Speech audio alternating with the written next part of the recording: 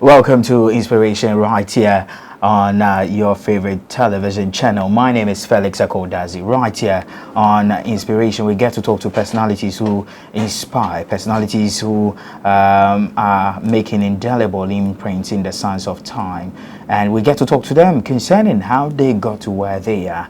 We get to talk to them on some of the things that inspired them to get to this level. And definitely, if you're watching us, I know that you will be inspired to do great things, especially if you are a youth and you're coming up, you are getting ready to excel in your career. This is one interview that you cannot afford to miss. If you're watching us on television, we want you to go straight to our YouTube page. It is INSPIRATION Inspiration with Felix Dazian, and you will have the opportunity to listen to this beautiful conversation that will be a blessing. My guest for today, I will introduce him when I come back from this break. Don't forget, we are proudly sponsored by Vin du Rene, and they have a sweet, authentic wine that you can use in enjoying yourself for your birthday parties, your engagements, your weddings. And I love the advert. It says "Upeso chat time." Vin du Rene is one wine that you cannot afford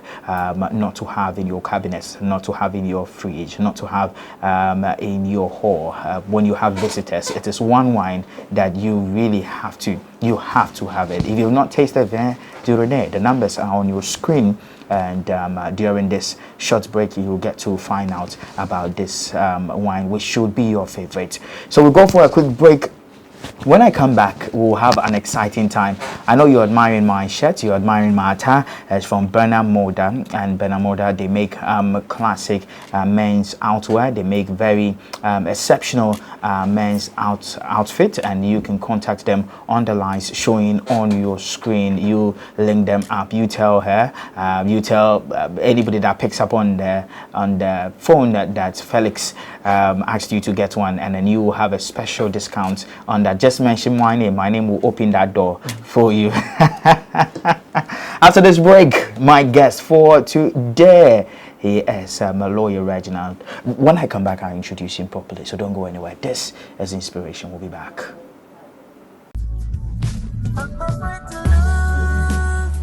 Celebrate life. And if you want to celebrate life, get quality wines like Vin du Rene. Vin du Rene wines are original, authentic French, super sweet wine. Charlie Menelus. We are guy man now from there. And you Vin du Rene champagne, original champagne. Now for trap time, what I say, don't miss out on our products. Vin du Rene, original French wine. Been a good glass man, me trade. You can contact us on Facebook and on Instagram on Vin du Rene, VINDERYNNE.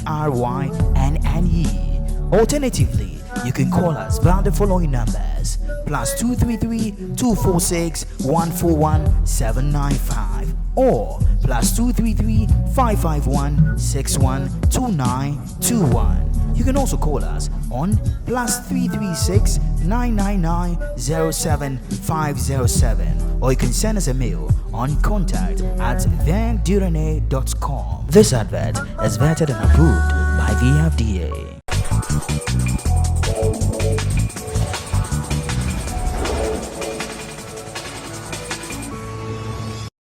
Welcome back. You're still watching it. Inspiration right here with me, Felix Dazi, and I told you my guest for today will inspire you, and definitely I know that your mind will be open up to a lot of opportunities in life. My guest for today, he's in the person of lawyer Reginald Odoi, and he's a practicing barrister and a solicitor of Ghana, currently working with the civil division of the Office of the Attorney General, Accra. He possesses an LLM degree from Harvard Law School, and he also possesses an LLB degree, first class honors, from Kwame Nkrumah University of Science and Technology. So if you were in school, you know that he is a shark. There's because to have a first class in he'll tell us more. He'll tell us more in LLB. It's no mean thing, and he is an old student of the University, Kwame Nkrumah University of Science and Technology, and he was awarded the overall Best Law Student Award and also the Best Student Public Law Award in the Royal Bank College of Arts and Social Sciences Awards at that's CAS, right? Okay, that's at the university, Kwame Nkrumah University of Science and Technology. A lot of things to say about him. He's also at Harvard Law School. He served as the co-chair of the Harvard Africa Development Conference and the Alumni and External Relations Chair for the Law and International Development Society. A lot of credentials. Welcome. Thank you. It's a pleasure. It's a pleasure. If I say I'm going to read all the way, You will not have time. So tell us. Let me allow you to introduce yourself. I have said some things about you, but let me allow you to, from the horse's own mouth. I mean, briefly, my name is Reginald Odoi, as you said. Okay. And I am a barrister and solicitor of the Supreme Court of Ghana, as we'll simply say a lawyer. A lawyer, okay. Currently, I work at the Civil Division of the Office of the Attorney General in Accra. Okay. But of course, previously I had some stints in private practice before I moved into public service. Okay. So I think generally, okay, for now, that's what I want to say. That's what you want to say. Yes. All right. So let's move into the straight into our conversation. Did you know you were going to be a lawyer, or was that your ambition, or you just stumbled into it? Okay, so I mean, I'll have to be honest. There are several people who, right from growing up, they knew that they wanted to be lawyers. Of course, due to certain reasons. Some of them, their family history, maybe many of their parents or their relatives were lawyers. But my case was different. I'll be honest to say that from childhood, I never had any ambition or dream to become a lawyer. In fact, what I wanted to be was either a Catholic priest at a point or a footballer. You wanted to be? You can play football? Yeah, I mean, I used to play football. Now I've lost my stamina, but Are I still you have the touch. Yeah. But do you used to go out to play? No, I don't have time. Okay. Now, I should but invite I just you. do that leisurely, but Leisurely. yeah. I should invite you for our Sunday nights. It will be a pleasure. I'll be happy Sunday to nights. to do What that. position do you play? Oh, I play striking. You play striker? Yeah, I'm a striker. You're a striker. Yeah. Okay. Yeah, so I would say that I never had You never had dream or so ambition to become a lawyer. But over the course of my life, I realized that I was very passionate advocating for people, specifically in the domestic setting and even in my social setting. Okay. So I think the opportunity brought itself when I finished secondary school. Of course, in secondary school, as an art student, I was an art student. Where did you school? I went to St. Augustine's College in Cape Coast. Yeah, okay. School. So I think Action Kutin. How did they say it? Action Kote. That's the Absu Hopsa. Absolutely. Okay. Yeah. Okay. So I think during secondary school, then that's when I started getting the desire that right after secondary school, I wanted to put that talent or gift of advocating for people, representing people into practice.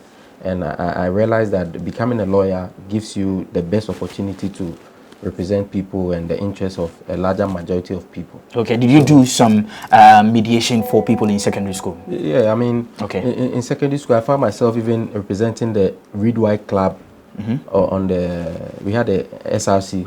SRC. So Read Wide. For the Read Wide, I used to represent their interests at that higher level, and other minor representations that I did for other individuals and groups. So, of course, in line with my academic path, I realized that being a lawyer, and of course with the good grades that I was chalking at the time, reading law right from secondary school was the best opportunity for me, and that's where my journey started. Okay. Yeah. All right. Now you said you wanted to become a Catholic priest too. What about so a Roman father? Yeah. What about that? I mean, from childhood, I've always been spiritual for whatever reason. I don't know, but I've always loved spirituality. I've always the things of God. Yeah, the things of God and those kind of stuff. And from childhood, I was a Catholic. I'm a Catholic. Okay. So I'd always admired the aura around the Catholic priest and around the mass and all that. So I think at the point I was even a mass server and all that. So that's what I really wanted to do, I think, aside being a footballer. But destiny had it that I find myself as a lawyer. Okay. And I mean, the interesting thing is that becoming a lawyer to me seems like a very natural thing to do. So I don't really use too much energy. I don't stress in doing the work. But I think that that's what God wanted me to do, because I just do it stress-free. Even in terms of reading the law, practicing the law, it comes much naturally to me. And Okay. I think that was the destiny that God had chosen for me. Okay. I'm still in the journey to still discover more of what God wants me to use my profession to do. Okay. Yeah, yes. Oh, all right. We'll talk about that. Secondary school. Take us back to secondary school. How did they used to call you at St. Augustine's? At the time, my brother was called Drizzle. Drizzle. So automatically I became Lil Drizzle. Yeah, but I think in secondary school, I was known as someone who that shark kind of person, of course. Shark, but I was still very friendly and nice to people and all that. So, Because the sharks, they don't talk. They don't talk yeah, to anybody. yeah. It's I just was their not a books and all typical that. shark kind of thing. To interest you to know that at a point, I even produced music in school and all that. Yeah, so Lil Drizzle. I still, I was Lil Drizzle. That was my name. But I usually people call me Reggie. Reggie. Yeah, okay. Well, is it because of the Reginald, and all that? Okay. So your interest was in hip hop and all that? Or yeah, which- at the time I had some 1 or 2 songs. Oh, really? Which made the hits in final year when I was about Jesus to Christ, I can't imagine. I can't imagine you rapping. Yeah, I was a singer. I'm a singer. I you do sing too? Okay. quite well, yeah. Okay, so you used to sing. So I used to sing on choruses and all that. R&Bs and all that. Did you ever dream of producing like for commercial reasons? Did you Yeah, pursue that? at a point. I think I had done about 5 or 6 songs, and most of my friends who were rappers would come and beg me to come and do chorus for them and all that. Yeah, at a point. Your friends who were rappers, Yeah, they were begging you. No be smoking, promise. I tell you. So I had quite a history. Okay. Now let's move after St. Augustine's College. Now you said you found out that you had interest in things like that. Yeah. Okay. After St. Augustine's College. Okay, so after St. Augustine's College, right after the WASI, I applied to Kwame Nkrumah University of Science and Technology to do law, and I was thankfully accepted into the program. Okay. So that's where I began the law journey. Okay. 4 years in KNUST. Okay. After which I did 2 years in the Ghana School of Law. Why didn't you come to the University of Ghana? Why didn't you go there? I think, but in terms of application, I rather applied for business administration in Legon. Oh. The reason being that at the time, you couldn't automatically do law straight from... it was a second degree. Yeah, law was a second degree in Legon at the time. So I couldn't do that. So KNUST was offered the opportunity to do it as a first degree. Okay. So you went there straight away? Yeah, so I went to KNUST straight away after secondary school. Okay. Was it a new journey for you? Yeah, for me... You had never been to Kumasi? No, I've been to Kumasi, but I've never been on that campus. So the first time I actually went on KNUST campus was the day I was reporting to school. Okay. And I mean, I think KNUST is a very wonderful environment. And I always encourage anyone to decide whatever course you want to do. I mean, not being biased, but I feel that the environment offers a balance to so many things which a young person needs in life to become a responsible person, whether spiritually, academically, even the social life, leadership, and all that. And I don't know whether probably because the school may be smaller, but you know, the feel is just so amazing to me, and the best experience of my life till date has been my 4 years in Kwame Nkrumah University of Science and Technology. Okay. Which hall were you at? I started in Republic Hall. Okay, Report. Yeah. Okay. Moved into a private hostel. Okay. Yeah. Tell us about Republic Hall night. The week. You know, it's very popular. Very popular. We've heard stories about it. Tell us about it. Yeah, I mean, you find, shall I say, a fanfare of activities within that week. I think it usually starts from a weekend to another weekend, and it's very amazing. I mean, at the time, as a law student, I don't know about others, but as a law student, I couldn't indulge myself in those activities. Okay. Yeah, but of course, you see them happening on the compound, you participate in. Was it because the academic stress and all that? Yeah, you know, as a law student, you realize that when you have cases and several books to read, your time becomes limited, even without someone allocating what to do with your time, you realize that you have to apportion your time in a manner that will enable you to appropriately excel in the course. Yeah, so for me, I mean, I used to participate in the activities in the Republic Hall Week, but I will not be able to give you a first-hand account of it like some other people would do. But I'll say that the Republic Hall event is something that everyone looks up to. You see students from different universities coming there. Even some people from Nigeria and the rest come. But why? Why was it so? I think it has a history. I don't really know the history, but it looks like among the hall weeks, the Republic Hall is organized that well. People used to move from Legon just for you have the big artists and all that coming to that. So I think that's the reason. So yeah. Okay. Any challenges with reading law on KNUST campus?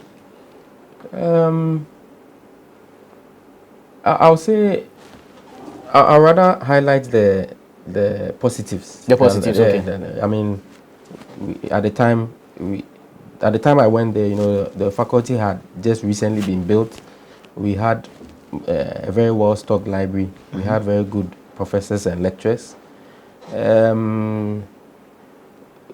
Probably the challenge was that, you know, you were a new faculty competing with the likes of the Legon, which was the only law faculty for years, you know. So you had to prove a point while you are studying law in Legon, and to prove yourself as an underdog from, let me say, an underdog law faculty. Okay. But you realize that over the years we have been able to do that, and now you see that KUSC is a place where everybody wants to go to do law also.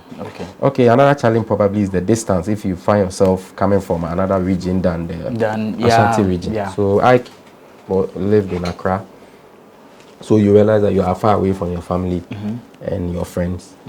So of course, if you are someone who knows that you want to excel in a chosen path, these are some of the sacrifices you have to make. So for me, I don't know about others, but the experience was very, very wonderful for me.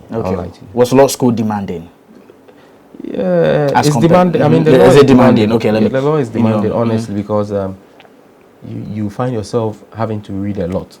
A lot. You know, because as in the study of the law, every assertion that you make has to be supported by an authority. Okay. Which means that you have to end up reading constitutions, reading acts of parliament, reading cases in Ghana and from outside Ghana. So it's very voluminous. And you have to keep them in memory. You have to try to keep them in memory, especially because of exam sake. So that's what makes it, shall I say, challenging. But it depends on the attitude that you attach to the study of it. Because if you attach a positively curious attitude, you realize that you see every task that comes your way as, shall I say, an opportunity to conquer something rather than a burden. So that's how I saw it. Okay, interesting. Let's get to talk about you deciding to be a lawyer. You deciding to be a lawyer, were you discouraged by people? Because you get to hear a lot of negativity around the profession. Every profession has its own, but in terms of with the lawyers, in that part of the world, when you say you want to be a lawyer, they look at it, they say, hey, and they say, you know, So, and all that. Lawyers are not truthful. Lawyers are this. Did you experience negativity? Yeah. So I mean, let me just highlight about three of them. Okay. The three major ones. Of course, the first common one, which all of us know, when you say you want to be a lawyer, the first thing is that lawyers are liars, and they try to create a certain connection with the fact that someone who aspires to love God or who claims to be a Christian cannot become a lawyer because you inevitably have to lie. I think that's one of it. Of course, there's also segues or couples with the second one, which is that the legal fraternity is made up of cultists, which means that when you die, you are going to be buried upside down, and all those stories you hear. And I think the final one, of course, is that the law, according to what many people who, especially those who care about you, will tell you that it's a very, should I say, bourgeoisie fraternity or very expensive venture. Yeah. So some people try to convince you that look, you are going to commit 6 years. It's also time. Yeah. So I say you have to invest a lot of time. So they'll advise you that, oh, why don't you rather go and do something like a business-related course or economics, where within a short time you'll be able to finish and get money or something like that. So those are some of the things that I heard. But I'll tell you till date, I've still realized that most of those things probably may not be true. Okay. So I think it just depends on your attitude to approaching. But those were the things that I heard. Okay. But have you enjoyed yourself being a lawyer? Yeah, have you enjoyed yourself? Are you enjoying your work? Yeah. For now, I mean, I've been a lawyer since 2016. It's still a journey, as I'm saying, but I've not regretted being a lawyer. The major thing is that as a lawyer, you have an opportunity to solve real life problems of real life persons, human beings. And even in my state or in my capacity, I'm solving problems on behalf of the nation. So you realize that your work is very relevant, because whatever advice or whatever input that you are giving in your work goes to a larger extent to affect someone's life or to affect the nation's life at large. So I think it's a very, should I say, honorable profession. That's how I see it. You know, because you are made to serve the interests of people who usually cannot do that on their own, whether due to poverty or due to lack of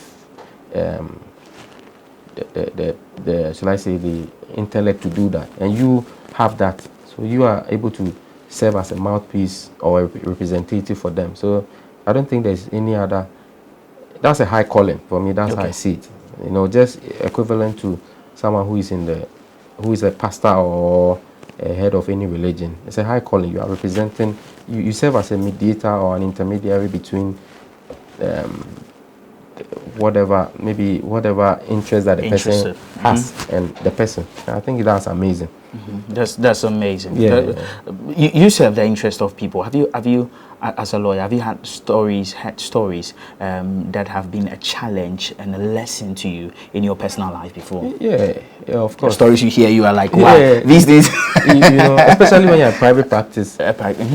Most of the stories ranging from divorce to probably disputes,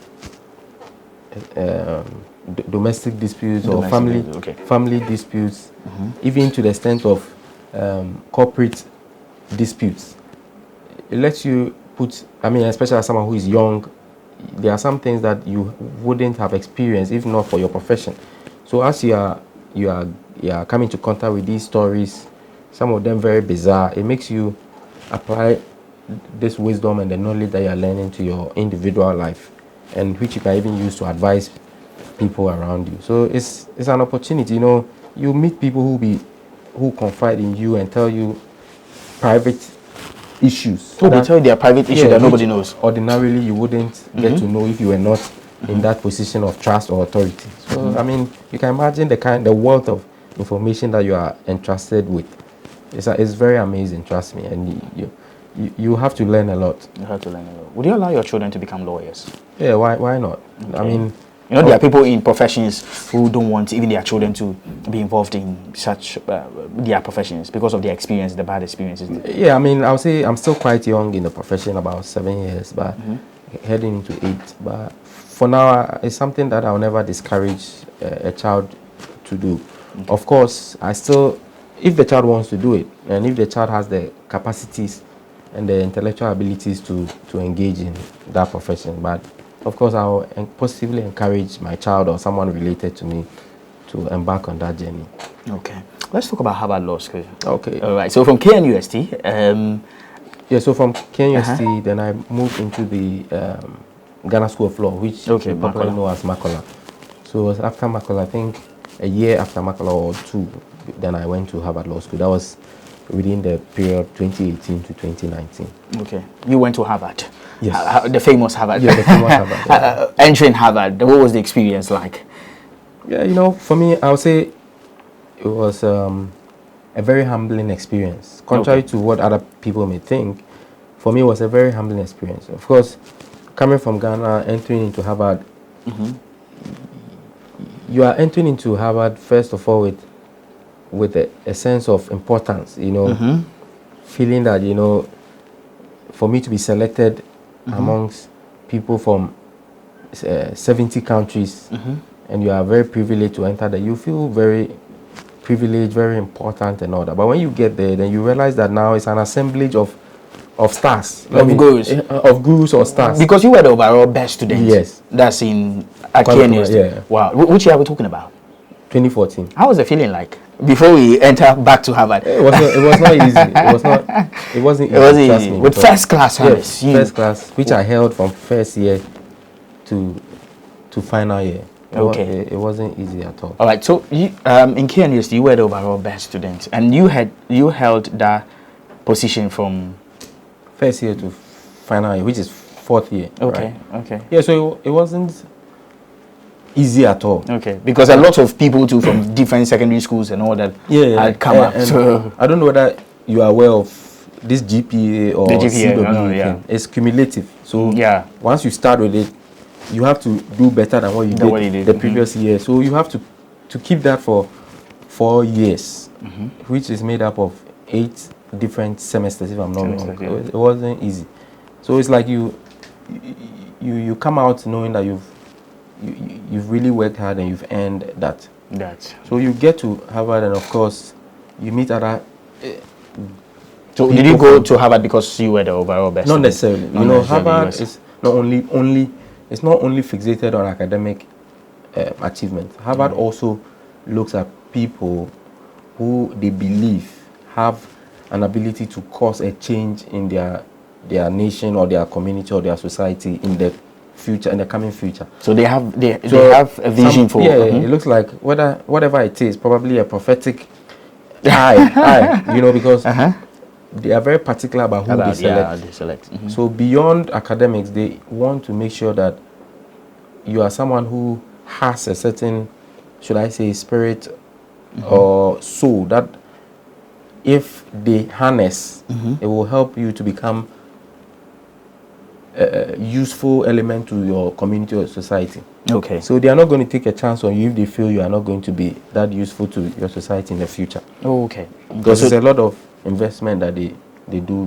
in you in terms of even scholarship and money and all that. It's a very huge investment. Wow. So you entered and then you saw all these people from different backgrounds and all that. Great people with different experiences, from much of which if I compare to where I'm coming from in Ghana, I felt like I didn't measure up. You know, because you see people from every country in the world in your class, and some of them from different backgrounds, different experiences. Some of them were judges. Some of them have before they came to Some of them have worked in the executive in their country. Some of them have owners of companies that they've set up that are even law firms already. Not even law firms. Some of them even in other fields. Wow. You know, and like these are great people, just to say that. So for me, I thank God for that experience, because you also see other different people who are just so invested into the community, helping the community. So you see people who before coming there, they had lived in Africa, they had lived in Brazil, lived in other parts of the world, just because they wanted to help minority group of people. So when you put all those together, you realize that it gave me a better meaning to life. It made me realize that life is more than life is about impact. You understand? That's one thing I picked from there. Okay. And so I think it influenced my thinking. It influenced my life going forward. That with everything I want to do, I'm more focused on how what I do would impact people positively. You understand? Than just what I'll gain from it selfishly. Okay. You understand? Yeah. Okay. All right. So it's about the impact that you have. You have. Okay. Not just what you Not get. what you get. Yes. Okay. Now tell me about it. You were how many years were you? Yeah. So the master's program, the law is about a year. A year. Yeah. Okay. And you having all that experience, did that help you? Has that shaped you?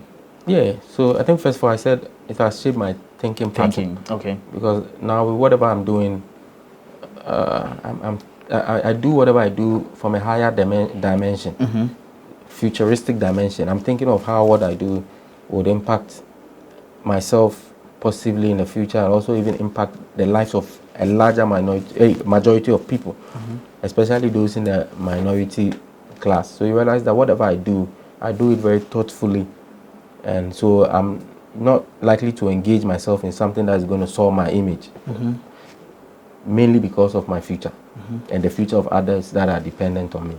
Okay. You understand? So I think that it has been very helpful. Of course, another thing intellectually, you realize that the training and the experiences that it offers you makes you have a higher mental acuity, more than what any normal person will have. So you think very critically about things, you analyze things critically, and you are very useful wherever you go. Okay, interesting. Who has been the biggest inspiration in your life? Of course, I've had several human beings that have influenced me. Okay, but I'll say Jesus Christ. Jesus Christ. Yeah, and some may think it's abstract. Some may think that I've never met him physically before, so how can he be? But I grew up, I told you from the beginning of the interview that I grew up always having a certain high sense of spirituality and love for God.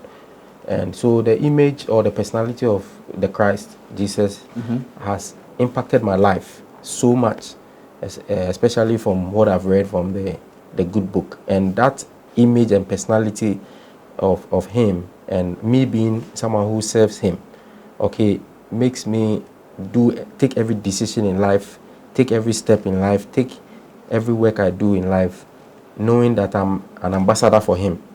I hope you get it. I want to draw people to him. So you realize that everything that I do, if I don't see any value to the Christ, I'm likely not to participate in it. Okay.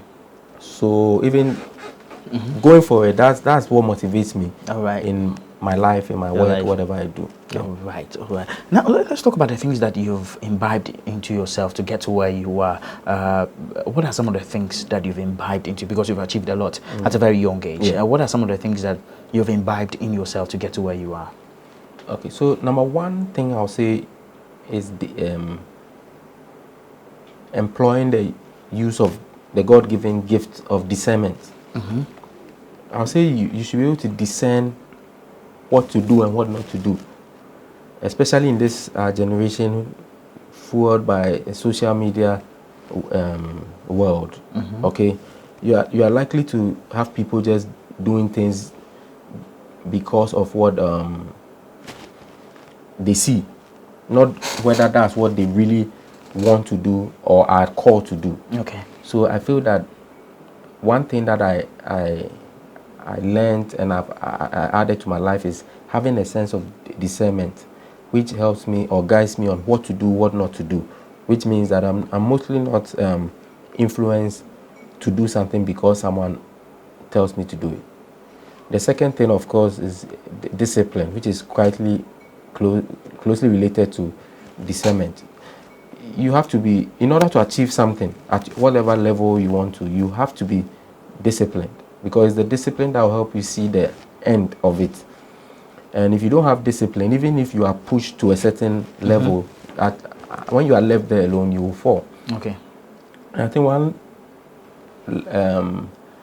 other thing, of course, hard work and, should I say, fortitude. Okay. You need to be very hardworking, in the sense that you don't have to take every opportunity that comes to you on a silver platter and expect that you are going to keep getting that opportunity. I see every opportunity as a last or a first time I'll ever get that. So anytime I get it, I put my all into it. And of course, one last key thing that I'll talk about, which I learned from my experience in Harvard Law School, was overcoming the fear of missing out.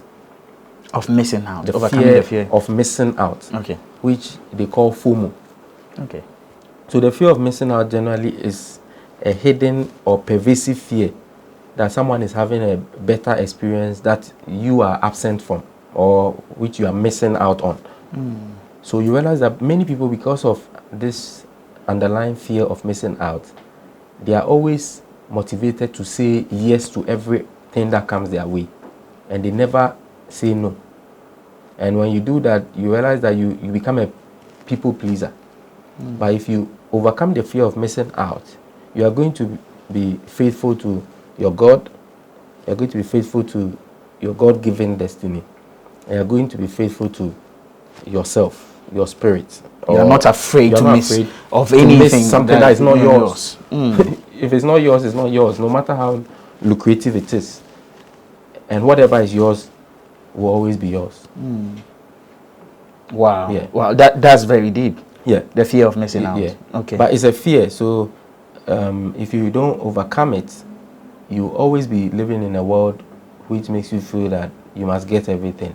And some of those things are not yours. You must be humble to know that not everything is yours. I mean, let's look at some of the rich men you have. Let's look at Ghana. Okay, in Ghana. You don't see, there are some businesses you never see the rich doing. They have money, but you will not see them. Although it's lucrative. Yeah. They'll never You will not themselves. see him taking over everything, because as the conscience of even the rich allows them to know that some things should be reserved for other people. So you will not see a rich man maybe deciding to also go and sell orange on the street because he has money. I'm just And he can do it on a large scale. He can do it on a large scale, but you have that understanding makes you know that not everything is yours, and you leave room for other people to also survive in your space. Okay. You know.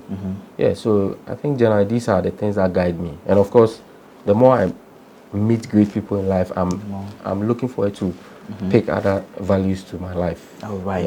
Yeah. Now, looking at law that is very stressing and all that, stressful, I should say, and time-consuming and all that. Was there a time you felt like giving up on your pursuit of your dreams? Of course, several times. Several times, especially this happens during the student days. You know, you see your other colleagues, those who are doing business administration,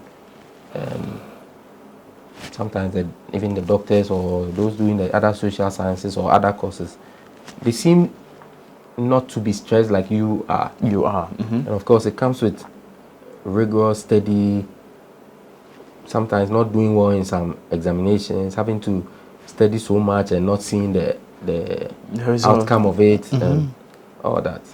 And of course, when you also become a lawyer too, it's one thing that you have to understand, that the legal industry or the legal practice is modeled on apprenticeship. Oh, okay. Oh, really? Yeah, it is. It's modeled on apprenticeship. Okay.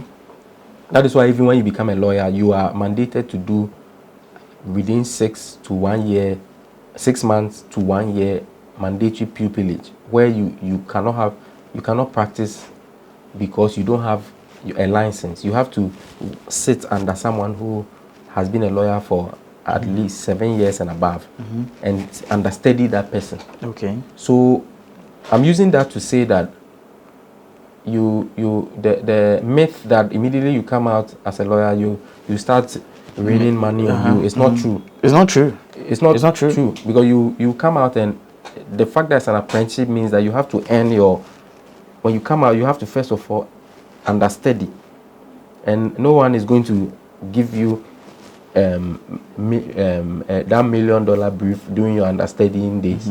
You have to earn whatever your job. You have to prove you are good. Like they say, the reward for hard work is more work. So you have to show that you have understudied and you are competent enough to be entrusted with more tasks, more opportunities. So when you come out, like there are some people who, especially because of the expectations, mind you, there are many people who had their family selling their lands, their properties to get them to school. So if you come out and probably within 2 months, 3 months, a year, you are not really raking in what you had imagined, and you can also get frustrated. You just have to understand that it's a journey, and you have to always remember the reason why you or God decided to allow you to have that opportunity to begin that journey. Okay. I hope you get it. All right. And even in the practice, there are times where you have bad days. You work so hard, but you go and you may not succeed on a case or an application. But you always have to go back to the drawing board and better yourself, better your experiences. And Okay. it will be good. All right. What goes into your work as a lawyer? When someone brings a case, what happens with that before it ends in court? You intermediating and all that. What happens? Tell us. So Take us through. I'll start by using this quote, which I mostly cite.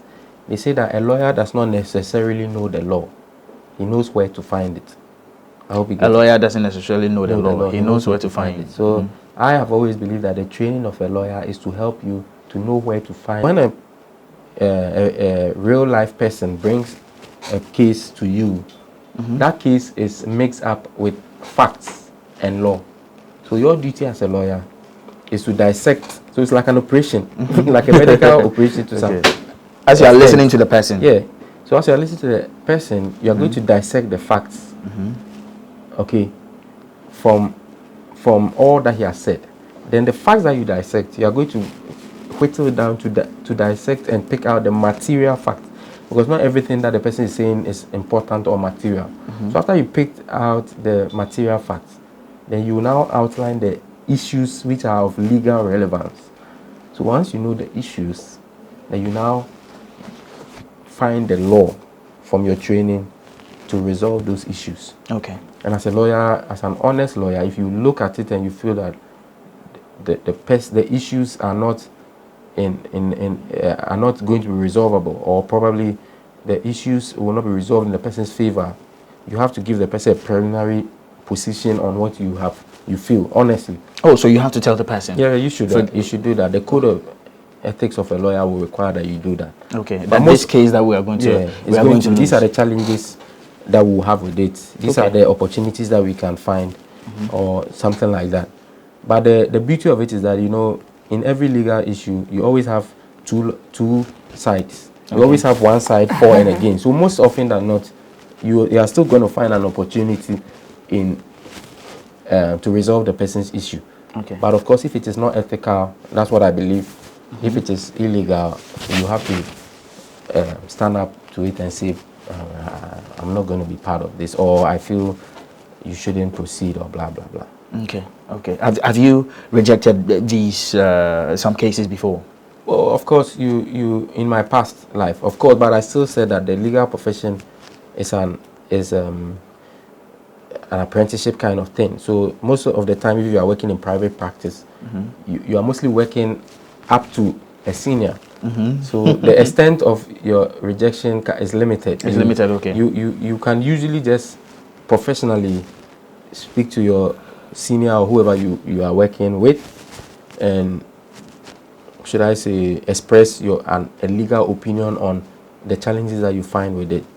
And even in a government setting, if you are presented with a brief and you realize that there are some issues with it, you are at liberty to do a memo to your superior highlighting the challenge that you have recognized and advising on the possible steps that should be taken, which may end up in settling the matter rather than litigating it. And if your superior sees any legal sense in what you have said, he's not going to force you to do what you don't want to do. Okay. Okay. That's interesting. Yeah. So after that, it's processed to court when you agree. Yeah. And you, okay. If you find any basis upon which to defend the person, then now you go to court. Of course, after you have charged the person whatever agreement fees, whatever, then you go to court. Then you are required by your ethics to represent the person with the best of your abilities. Okay. Okay. So someone cannot represent himself at the court. Can someone represent himself at the court? You can.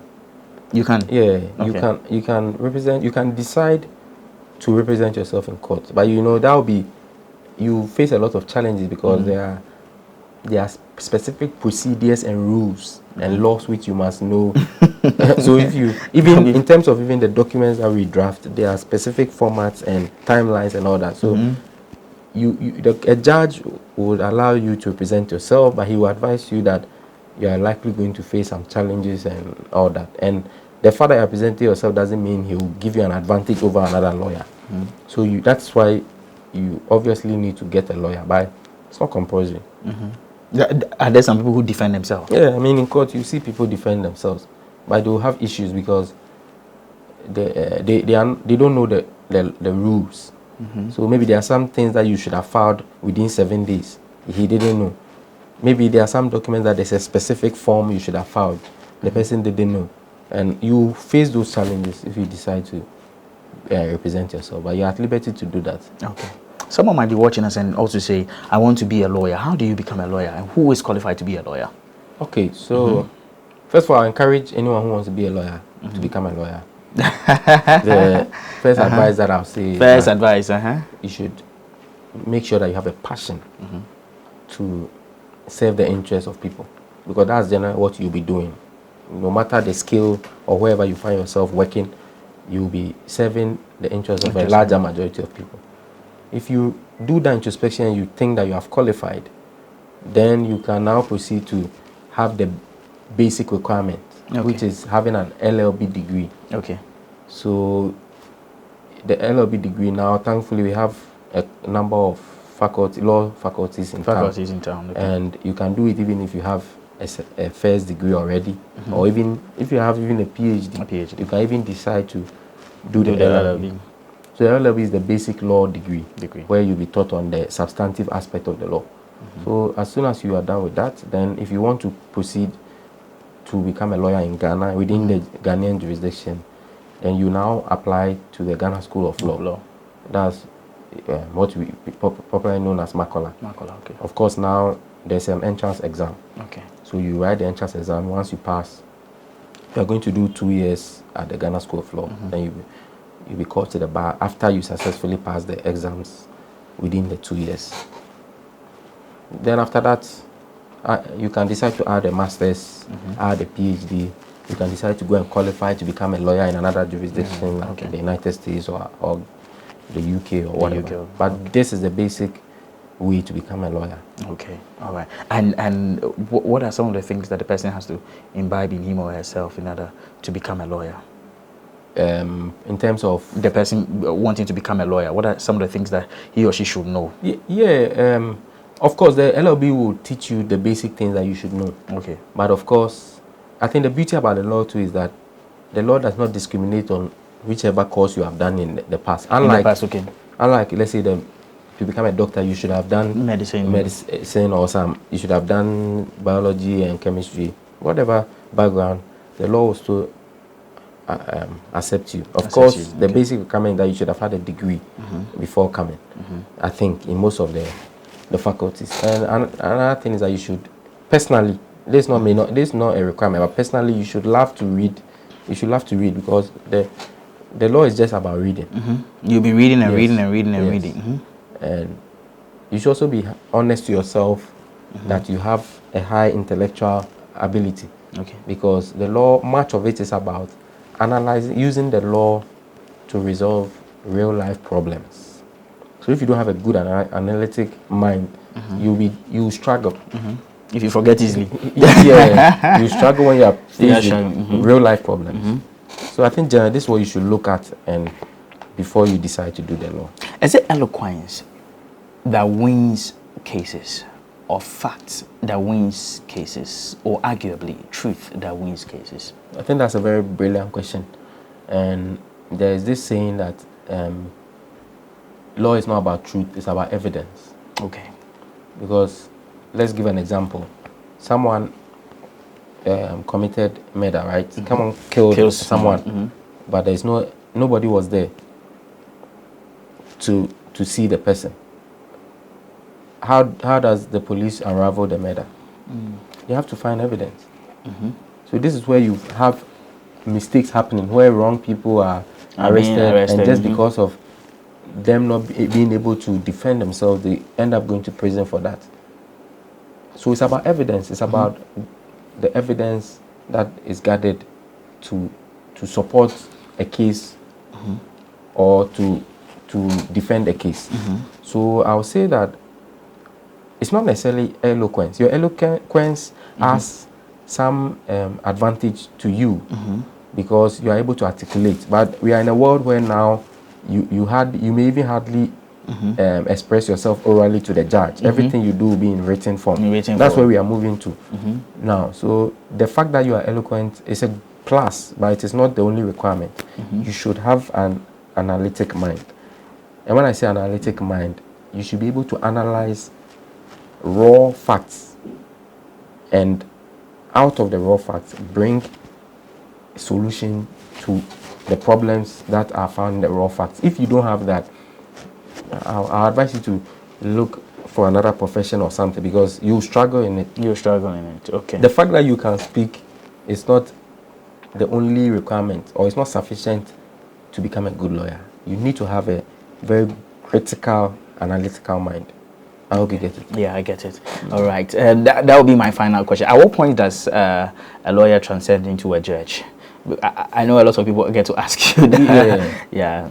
So when you the basic requirement of becoming a judge now is being a lawyer. Okay. So before you can become a judge, you have to. At first you can be a judge straight away. No, in the Ghanaian jurisdiction, no. But in other jurisdictions, some other jurisdictions, straight from the school, you can just automatically become a judge. But in Ghana, you have to become a lawyer. A lawyer, okay. So even if you become a lawyer and 2 months after that, after you have done your PPA, which is 6 months to a year, you now become a judge. Yeah, that's also acceptable. But you must become a lawyer first. Okay. So once you become a lawyer, there are different courts in Ghana. We have the district court, that's the lowest. We have the circuit court, we have the high court, the court of appeal, and the highest court, which is the Supreme Court. So you can decide to join at whichever level. And whichever level of court has a requirement in terms of the number of years you have served as a lawyer. So for example, a district court, if you want to be a district court magistrate or a judge at that level, you should have served at least between 0 to 3 years as a lawyer. Okay. You understand? If you want to be circuit, about 5 years as a lawyer. High Court, 10 years as a lawyer. Court of Appeal, 12 years as a lawyer. Then Supreme Court, at least 15 years as a lawyer. So as long as you have been a lawyer for these periods, then you then apply. For most of them, you write an exam. If you pass the exam, then you be appointed. Others at the higher level require the president's consent on the nomination, on the recommendation of maybe the Judicial Council or that. So it's still part of the process. Okay. Yeah. All right. Thank you so much for deciding to do this with us. You also have other interests. You served as co-chair for the Harvard Africa Development Conference and the Alumni External Relations Chair for the Law and International Development Society. You still do your work as that? Yeah, so of course that's what I did when I was at Harvard. Okay. But the work is completed? Yeah, that work is completed. But on my own, I engage in several activities. Okay. Even currently, I'm a founder of the Good Shepherd Law Foundation. Okay. So I see. I also do a lot of impact work, charity work, and I also reach out to young people and share stories. I gather other people and try to impact them. So you can also check it out, the Good Shepherd Law Foundation. Okay. www.tgslf.com. Okay. So on my own, I also try to reach out to secondary school students, junior high school students, even university students, and I try to impact them so that they will have a better path than maybe what I had. Okay. So I'm also fully invested in impact work. Okay, in impact work. Yeah. Okay, sorry. All right, so we'll take a look at some of the things you do with the Good Shepherd staff, right? Okay. It's Good Shepherd Law Foundation. Law Foundation. Yeah. Can people come on board? People supporters and all that. Okay. Once you check our website and you want to be part of the team, you can there's a form where you can apply and we'll reach out to you. Okay, all right. So let's take a look at what the Good Shepherd does, right? All right, so take a look at this.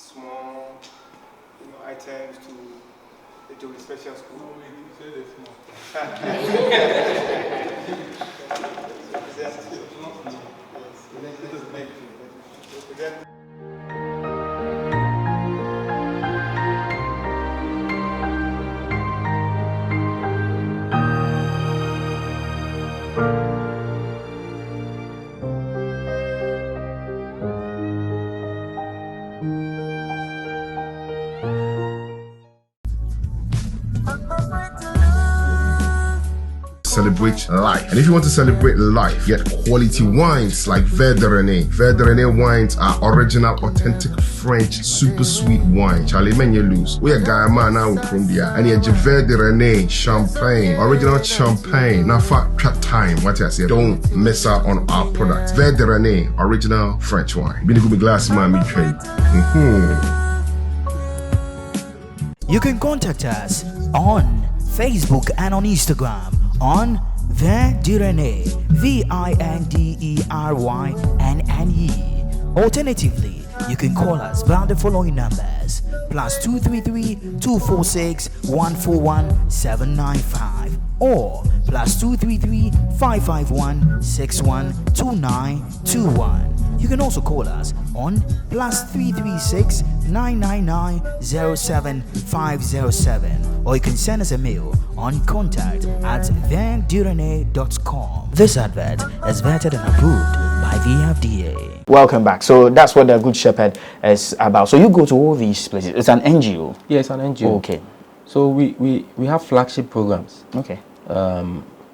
One of them is, the major one is the love outreach. Okay. Something that we do annually.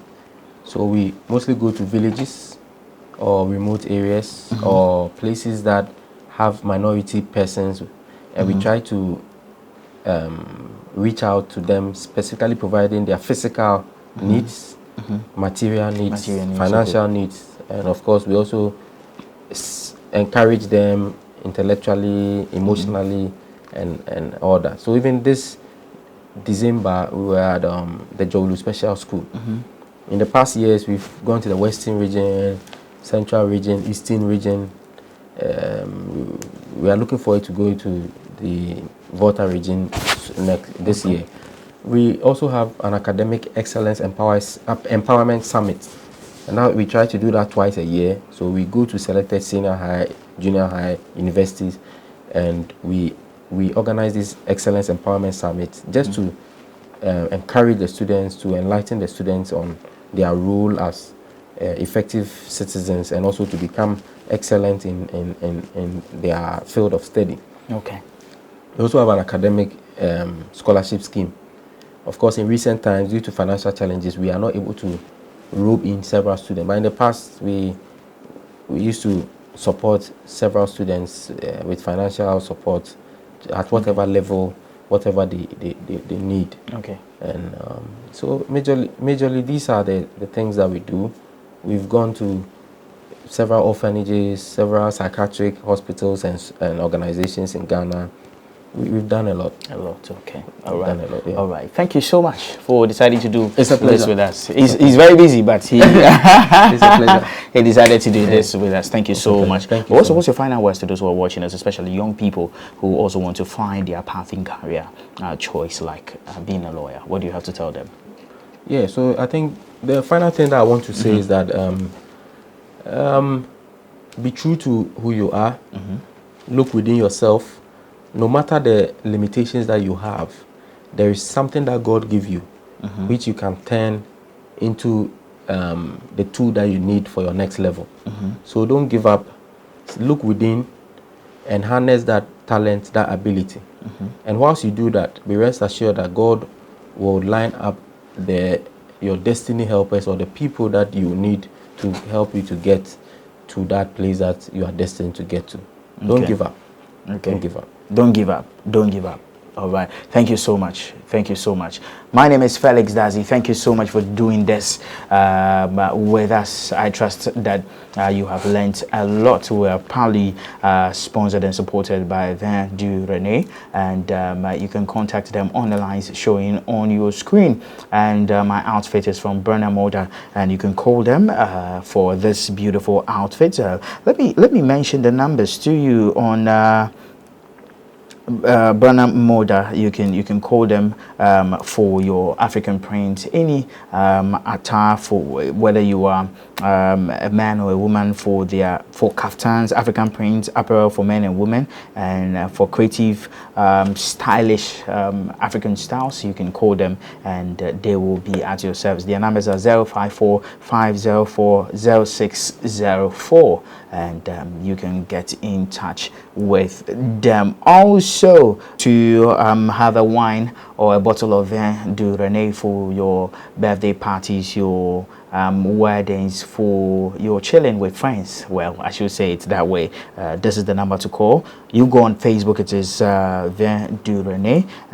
Also on WhatsApp, you can WhatsApp them on 0246 141795 or +233 55 161 2921, or you can also send them a message, or you can call on +336 9999 07507, or you can send them an email on contact@vindurene.com. My name is Felix Dazi. Don't forget, your mind is the most powerful tool God has given you. Make sure you don't waste it. I'll see you same time on our next episode. Thank you so much. Bye-bye.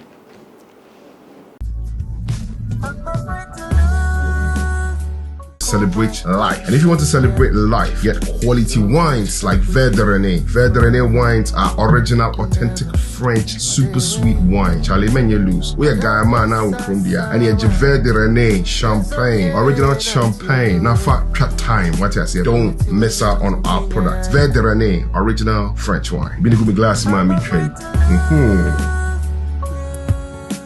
You can contact us on Facebook and on Instagram on Vin du Rene, VINDERYNNE. Alternatively, you can call us via the following numbers: +233 246 141 795 or +233 551 612921. You can also call us on +336 999 07507, or you can send us a mail on contact@vindurene.com. This advert is vetted and approved by the FDA. Presenters costume is by Burner Moda Fashion Design and Tailoring Services. You can contact Burner Moda for all your custom tailor ladies, gents and children, tailoring materials and accessories, training, ready to wear, wholesale of fabric. For any assistance, you can call 0545 040 604, or you can locate Burner Moda at Ashoman Estate, B Line, or at East Legon, ARS Runabout. You can also find them on Instagram on Burner Moda, BURNAMODA.